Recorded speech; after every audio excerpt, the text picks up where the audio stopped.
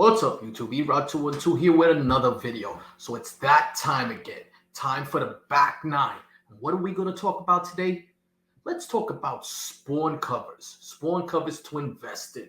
I like this topic. As we all know, Spawn has been around, longest running independent series of all time. That book will probably hit 500 issues at least.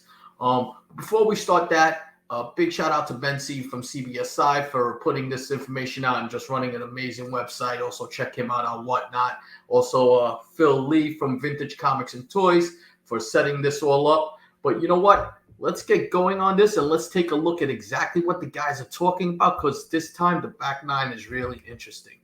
So Phil says, Spawn comics are seeming more like an investment-proof commodity year in and out.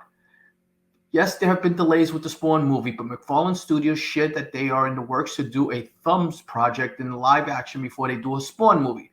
This is great news, as the studio can work on any issues before they go full-blown with the Spawn movie. Yes, some books have gone down a little since the comic boom, but a lot of them have rebounded or haven't fell down too much in relation to other modern age comics. For fun, we asked the panel to pick, in their opinion, their favorite Spawn cover and investment. As always, please feel free to leave comments below, and you can comment on your favorite Spawn cover. And I tell you, there are so many iconic and classic Spawn covers. But besides that, there's so many of them that are worth money because of the way the Spawn at one point went into a low print run. And those are things to look at. Also for future spec, what might have a character on a cover.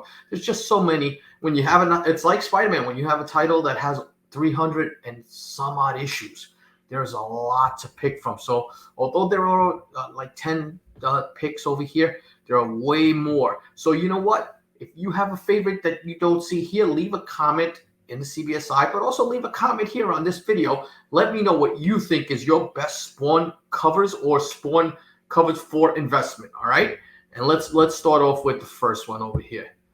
All right, so Van is going to go with just a gorgeous Spawn number 100, the Alex Ross variant.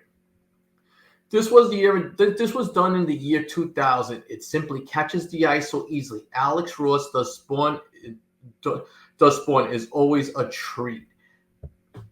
I gotta tell you, Alex Ross doing anything to me is a treat. If you really want to go down a rabbit hole, start looking at like 75th anniversary covers that Alex Ross did for Marvel, and they are unbelievable. You're gonna want almost every single one of them, even the titles that weren't big, like Guardians of the Galaxy at that point. He just destroys it and just puts out some beautiful context. Now, Peter Renner goes with one of what I'm talking about, just a gorgeous cover by one of the premier artists also. Spawn number 150, the Jim Lee variant. I like Spawn 150, the Jim Lee cover, because I like Jim Lee and many of the others look alike. And that's a character Jim Lee doesn't draw a lot. So when you get Jim Lee to draw a character that doesn't draw a lot, being that he was part of the originator for Image, a lot easier to get him to come back and collaborate a little bit. It's by Spawn 150. I think Jim Lee's still not even running DC. So nice pick right there. I like that cover a lot. All right, and now Topher goes with just a amazingly gorgeous cover in Spawn Dark Ages number 28. Not a Spawn title, but a glorious portrait and quite savage. Kind of gives you that Boris Vallejo, Conan covers and stuff. I like that a lot. The way they play with the dark palettes on that, it's gorgeous. All right, so now Jack Kornblatt goes with a classic here.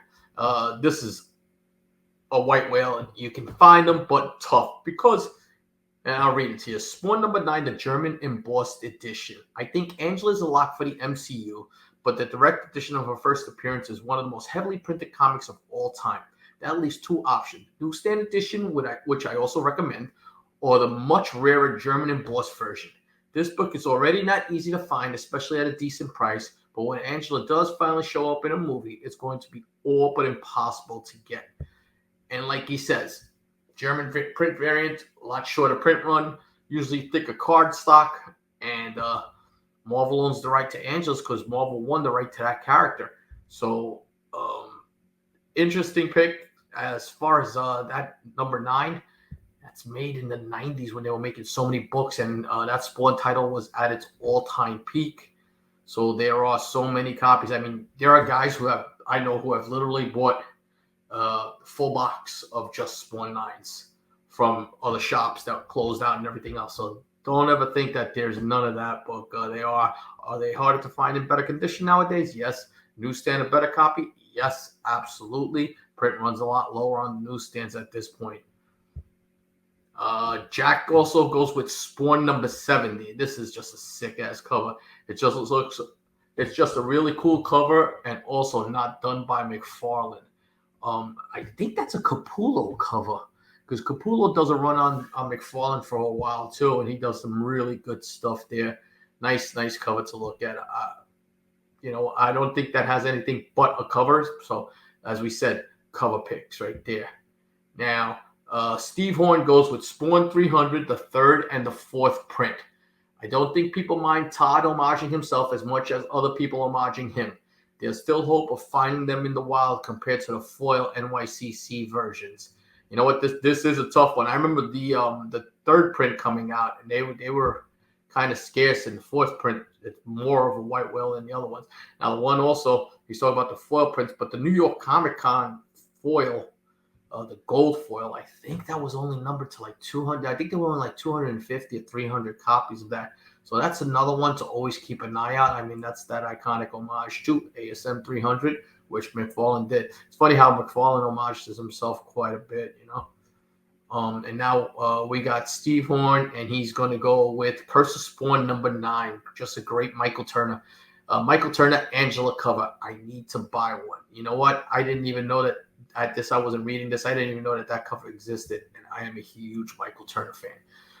Just a real sick-ass cover. But check this out, because this one's real interesting. And this is Spawn Super Special, David Anthony Kraft's comics interview, 1995, McFarlane. An amazingly well-done crossover cover for Spawn and Batman. Try finding this at under $100, and this comes from Chris Nelms. So I went and I took a look, and these things are nowhere near $100. More beat up ones and not brand new ones. $100 easy on this book. I didn't even know existed. Not an actual comic, but the comics interviews. There's quite a few of them that you can look for that have some interesting story arcs and cover art and stuff like that. And a few of them go for some money. Now Terry Harkness goes with Spawn number 14. Classic villain cover for Spawn that does not get much love. Newsstand seems a little plentiful. I recommend getting both the direct and newsstand of this early McFarlane cover. Yeah, you've got the Violator right there, the clown. That's nice. Good cover. Whenever I see the clown, just always reminds me of the movie and the portrayal by John Leguizamo for some reason. I would hope that when they make a Spawn movie, they at least give John Leguizamo a little cameo, just like a little tribute to everything. Because, in its time, the Spawn movie was really good. Doesn't stand the test of time. But for its day, I remember going to see it, and so many people's lining up to go see that movie. Everybody that was in comic collecting and with Image and everything, everybody wants to see the Spawn movie. All right, now Josiah Sacampo goes with Spawn number 306, Gunslinger McFarlane variant. I'm going with Spawn 306 cover D. Great Gunslinger cover that immediately became a hot book. It has the added bonus of also featuring a first appearance. It slowly started at $20, then $50, then $100, and is now approaching $200.